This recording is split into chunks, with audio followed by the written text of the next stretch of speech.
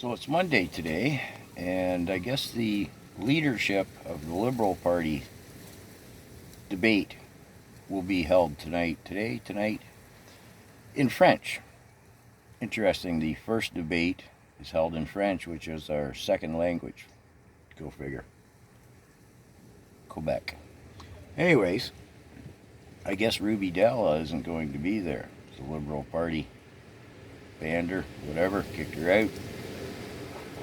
Controversy over that. Excuse me, nothing. Who knows what's going to happen. I think we're all going to miss Ruby being there because she is pretty articulate, and her policies, her platform, and the policies therein were totally contrary to the others. Mark Carney, well, he's really the only one with any hope. Freeland, what's her name? The former Liberal House Speaker, Gould, Bayless. Does anybody even know who he is? I mean, businessman from Quebec. The only thing anybody knows about him was he got the $400 million contract for ventilators back in the Panda era. Then got another million or $4 million contract to maintain them. They were never used, and they got scrapped for $1.36 each or something. I don't think Bayless is a contender. They're all WEF members. Now, this is where I've mentioned before. Ruby confuses me. She swears, well, claims, I should say, and has stated that she has nothing to do with the World Economic Forum. And yet, I found her there, and have the receipts to show it. Nobody else seems to be privy to that, although I did see a few comments on Viva Fry's channel where he interviewed Ruby.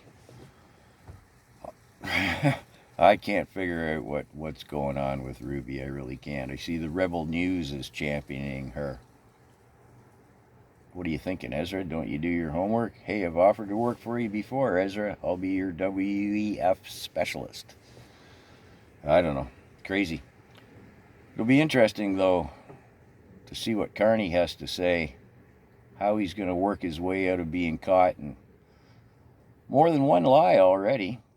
In English, he said, I'll use emergency powers of the government to run a pipeline right across Canada.